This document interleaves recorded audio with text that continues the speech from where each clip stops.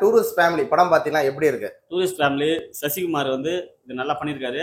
படம் வந்து இலங்கை தமிழை வச்சு பேசியிருக்காங்க. நல்லா ட்ரை பண்ணியிருக்காங்க. படம் நல்லா வந்திருக்கு. சிம்ரன் மேடம் நல்லா பண்ணியிருக்காங்க.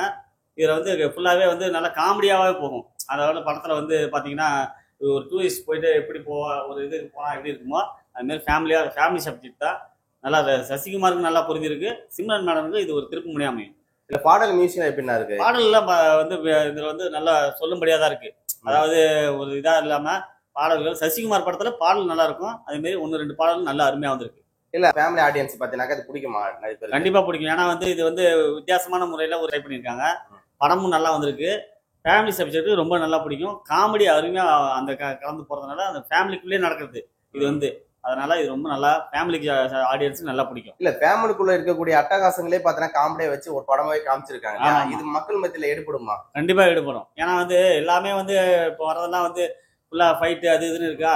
இது வந்து ஒரு வித்தியாசமான ஒரு படம். எப்படின்னா தமிழ்லயும் நல்லா ஒரு இலங்கை தமிழ் கலந்து ஒரு எப்படின்னா படமும் நல்லா கலகலன்னு போற மாதிரி நல்லா பண்ணியிருக்காங்க.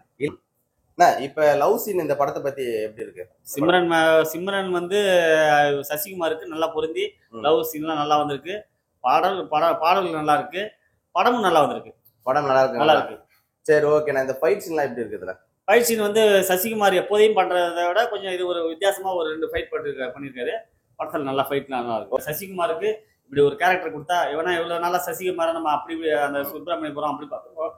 இது ஒரு நல்ல வித்தியாசமான ஒரு கலகலன்னு போற மாதிரி ஃபேமிலி சப்ஜெக்ட் பிடிக்கிற மாதிரி பண்ணிருக்காங்க. சிம்ரன் எப்படி நடிச்சிருக்காங்க? ஏன்னா பல வருஷம் ஆகி போச்சு. அவங்க தான் சிம்ரன் வந்து நம்ம ஒரு சீன் வருவாங்க. இப்ப படம் முழுக்க வர்றதுனால நல்லா ஃபர்ஸ்ட் உள்ள சிம்ரன் எப்படி இருப்பாங்களோ அதே மாதிரி படத்துல நல்லா ஃபுல்லா இருக்காங்க.